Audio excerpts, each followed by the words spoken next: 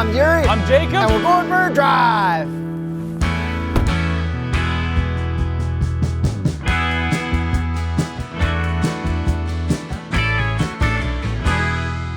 The all-new 2024 Toyota Tacoma TRD Off-road without launch control. It shifts before Ridgeline on its own. It's pretty okay. It's okay.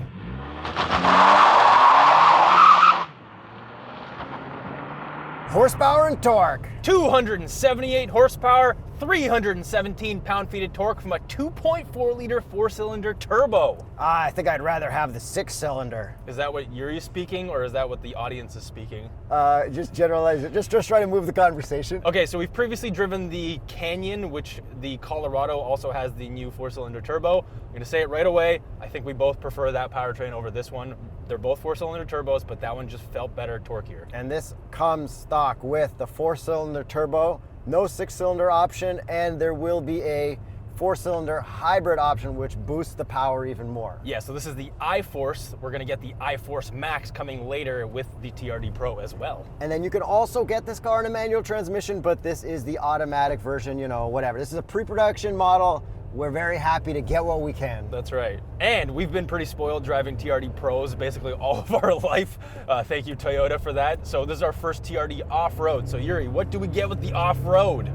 Multi-link rear suspension stock. Yeah, so all the new Tacomas get multi-link rear. This one gets Bilstein shocks. Now they are external reservoirs, which Toyota is very proud of. However, unfortunately, in our testing right now, they are quite stiff. They're bumpy as heck. My wife would be very mad at me if this was our family car. Yeah, and I previously complained about the Multimatic dampers in the Canyon being a little bit too stiff, and even in everything else that we've tested, these are stiffer than that. Oh, by the way, did you say everything comes with multi-link rear suspension? I did. Because you're get a leaf spring, can't you? In America, not in Canada. Okay, that's like SR5. Yes. Yeah, with the color matched cladding too? Yeah. We don't get that in Canada. All right, driving half on the dirt, Yuri test. Ooh, stiff. Not as comfortable as the other one that we drove. No, exactly. But like still pretty good on gravel. Like Yes. not as bad, not that bad. No, and then driving it through field, it was okay. Yeah, I guess that's what it's for. TRD off-road is for like slum off-roading, and then TRD Pro is for more off-roading, and then there's TRD like Trail Killer or something coming out. Trail Killer, Trail Hunter. There's like a pre-runner version. Anyway, there's I think 21 different models of this car that you can get in the States. There are less in Canada, thankfully, because 21 is way too many. Yeah, it's kind of like ordering a Bronco. It's kind of ridiculous. But okay, before we go on to this stuff, you know me, I like talk about the looks of it. Can we talk about how it looks compared to the previous gen? I think it looks awesome. They didn't screw anything up. No, I think they absolutely killed it. This thing looks fantastic. I am in love with the way this looks for a mid-size truck. I think their marketing was Tacoma-ness, and then also badassness. They just want to make it look badass. I mean, it does look cool. It does. It's got body lines that like really blend with each other, like they did say in marketing, but it does. It all kind of like swoops in together. Looks really cool. I mean, there's like an orange color, which looks better for the TRD off-road. And then TRD looks cool. The Trail Hunter looks, I think, even better. And then the SR5 just looks like normal work truck. Yeah, but this one overall does look really, really good. I like the front end, not too crazy. We have our lower air dam removed because they all come with that, which is removable for aerodynamics. I like the way that looks. Yeah, but you can't take this thing off-road with that. I don't know, they stuff off-road anyways. And then we got cool headlights, cool taillights, also cheesy taillights that look like they are put on in the aftermarket. Yeah, so below the tailgate, there's a brake light that is also a turn signal that looks like it's, also kind of like it looks like it's kind of from eBay part source, little part source. Yeah. I don't know. Shout out eBay. I like it, and then like the body lines, everything just looks good. I like how the fender flares aren't color matched on this version. Yeah, and I love how everything is like really chiseled out. The way that the bed kind of comes in and cuts in at the bottom, it makes it look really aggressive. I like those little air dams at the front and the bumper. Yeah. The bed has got like a weird liner. It's not like a rugged liner. No, it's like I don't know how much I trust that for stuff. Very smooth. Yeah, but like I guess this isn't like the most expensive at all. No, we are driving essentially the base TRD Off-road. There are TRD Off-road versions above this, like a premium in Canada. And what Toyota did, which was really cool with this generation, is they kind of gave it a little spoiler at the back of the cab, and it makes all the difference for the overall side profile. Yeah, and then it's cool that the cab can come in like a 2-door version as well, with like storage at the back. At launch, it's only this. Yeah, at launch. I'm just saying in general. Yes. The info's out there. Yes, and then we have the 6-foot bed, and then as you move up through the grades, you get like a 5-foot bed and stuff. And since there's so many different variations, you probably want to get yours before someone else gets yours. Go to tsp.truecar.com to find your perfect Tacoma. Discounted price offers. Okay, so overall looks-wise, do you like the look of this more than the GMC version, the Chevy version, or even like a Ford Ranger? I think I like this looks-wise the most, but very close tied to the Colorado. Yeah, I think this is the best looking. Like, I'm not crazy about Toyota trucks or Tacomas at all. Like, I don't fully understand the hype. But I do think it looks cool and like is a solid step. Yeah, I think all the new Toyota stuff that they're coming out with looks great. Did absolutely nothing wrong looks-wise. And even these wheels look sick. They're like TRD wheels. I don't know if there's TRD off-road wheels or they're different. But of course they are, Yuri. The TRD Pro gets real pro wheels. This is the TRD Amateur. They look sick. Yeah, they do. And what would be the Continental recommended tire for any Tacoma? The Terrain Contact AT. Hope you guys all have your winter tires on. Yes, absolutely. Or your AT tires and go off-road. And before you drive it, just want to point out how freaking cool it is that they made blue panels on the interior. Okay, that is totally unexpected, really cool. Totally unexpected, super, super, super cool. Like, why are people so against colors? And this is like an unoffensive, like satinish color, like compared to like fake carbon fiber or fake wood or whatever. Yuri, I don't see an ounce of gloss black in here. Not one. Not 1 ounce. Nothing. Holy. Toyota! Hey, pre-production materials. It may not be final fit and finish. In their discussion of the finer points of plastic, my old chaps forgot to take a listen to the outside.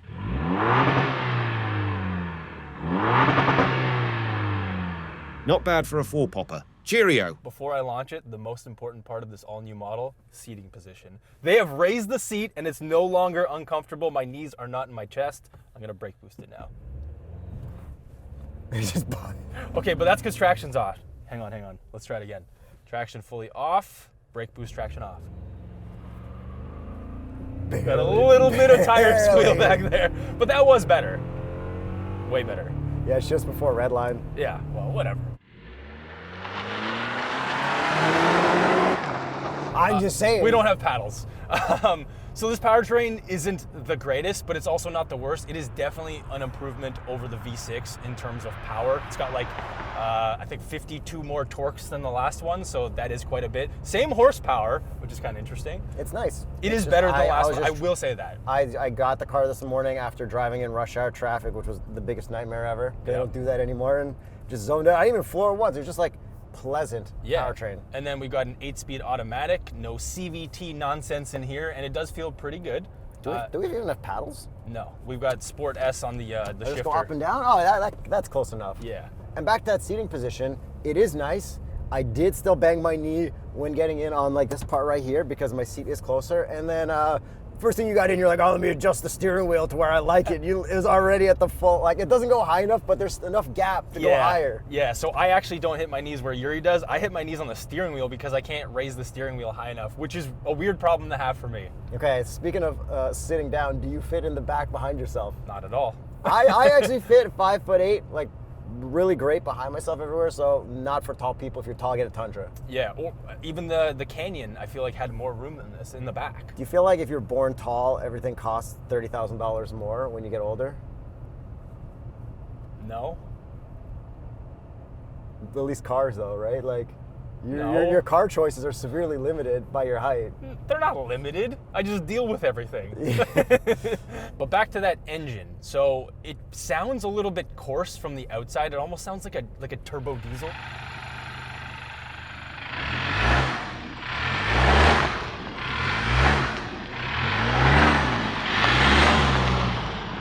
You can hear a little bit of spool. You can hear like clack, clack, clack, clack, clack, like a little bit. Yeah, it doesn't sound as gas as I thought it'd sound. No, it's not that refined. However, what is cool is you can actually hear the turbo from inside, like a little bit of spool and a little bit of blow off here and there. That is kind of cool. I like that there's no pumped in or fake stuff. No, nothing at all. So I'm gonna floor it now. It's definitely decent power. That extra torque really helps. And I'm sure the iForce Max will actually probably be perfect and better than the Canyon because there is no version that is higher in the Canyon. Can a hybrid really be better than a gas, even though it has more power? For power, it I can mean, what's be. the brake pedal going to do? Like, just move out of your way when you try to stop it? Like, brake pedals are weird these days. The second I see an orange cable, I panic. Yeah, there are no orange cables in this engine bay. The next thing I want to talk about is how big the steering wheel is. I think it's too big. You want it bigger? No, it is too big for this interior to the point that I feel like it's almost like a Tundra steering wheel in here, and it kind of takes up a lot of room in here. I feel like a slightly smaller steering wheel would have been the choice in here. Don't you feel like the cabin was roomier in the Canyon? And exactly. I think it's like things like that steering wheel and certain sizes of like the grips and stuff. Yeah. Like I think it just kind of gives you the sense of like the cabin being small. Your knees are like this close to every single thing. I would love. I mean, that's normal for me. I know. I would love to see you get in an accident and like, and then like inspect your knees after. Yeah. Just paint me like those whatever markers. Crash dummies. Yeah. We're gonna cover your knees in pink paint, and we'll see how much ends up on the on the thing. Yeah. But overall, I do really like driving this thing. I don't think I love driving it as much as that Canyon. 100%. Yeah, and this is not even the top trim. And we didn't drive the Colorado or whatever, so like we don't know. Exactly. We have to keep saying Canyon because I know the price is different. Yes, the Canyon's the luxury version. Okay, back to steering wheel. Do you like the buttons? No piano black there either. No, they work. Buttons, I've gotten totally used to Toyota's new system of controlling the gauge cluster. The digital system is actually really good. And then in the gauge cluster, that's where your settings are for all your safety stuff. And this is all the new safety stuff, like the other cars that we've driven recently from Toyota. And it does have adaptive cruise lane centering. But I swear to God, in like driving on the highway for 40 minutes, I had to tug the wheel like 30, 40 times because even with your hands there, it'll still tell you to put your hand there, and it like, my wife would also kill me for that. It's like, why is it beeping? Why is it beeping? They just need to turn down the sensitivity a little bit. And then you can use these buttons to control the gauge cluster modes, which there are several different digital layouts, and they all are pretty cool. Standard current Toyota stuff. Yes. They even have a mode called Tough. Yeah, well, but Sporty's pretty cool. It's like gears, because I feel like I'm in an LFA. You actually see a red line that you can't hit. Yeah, that's right. And then we also have physical controls for our climate down here. We've got heated seats, which is amazing. The seats get real hot. You're only on one, I'm on 3, and my butthole is on fire. And then we don't have a heated steering wheel, but I'm sure you get one in a higher trim. Okay, can I talk about this thing? Yes. Smaller infotainment than the bigger one, which I actually like the size because I can reach easier to get everywhere. Only has a volume knob, and it's a small, tiny volume knob like in a Corolla Cross, where I think the upper TRD trims have like a big volume knob in the middle. They made this infotainment like without the bar sticking on the left, which we always talk about. Like to get from CarPlay to SiriusXM, whatever, Toyota has convinced me I'm just living in CarPlay. Yeah, that's what I've been doing in every Toyota. I've got the SiriusXM app. I don't even use SiriusXM through the car anymore. Yeah.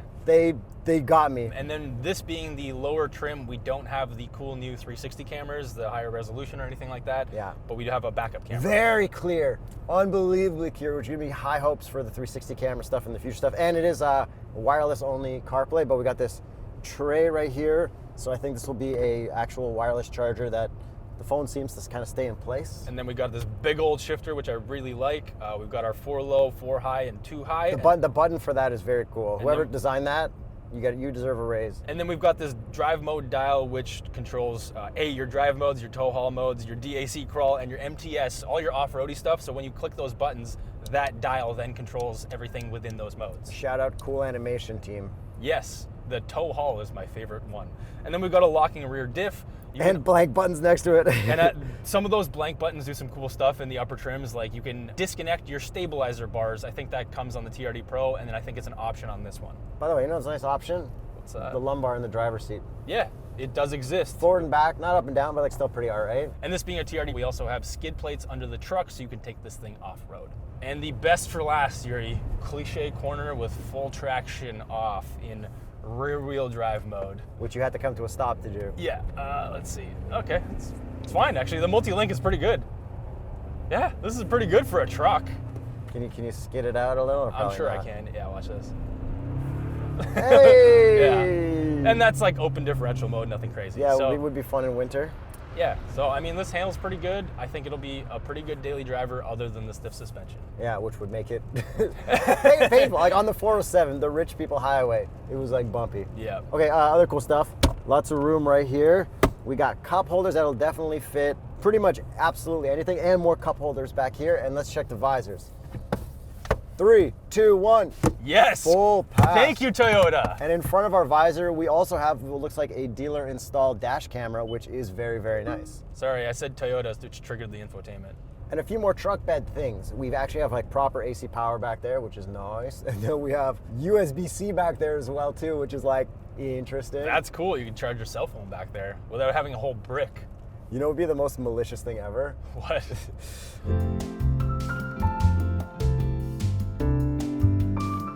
Why would you suggest that? Who thinks of that stuff? I'm just saying. Wow. You know what else I thought of is, you know how... What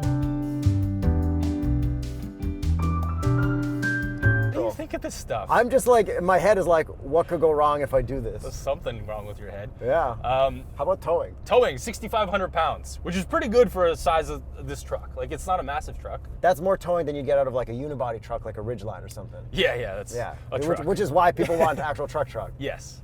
Or like a Maverick. Yeah, Maverick is... Yeah. Maverick's more of a Civic than a Ridgeline, I think.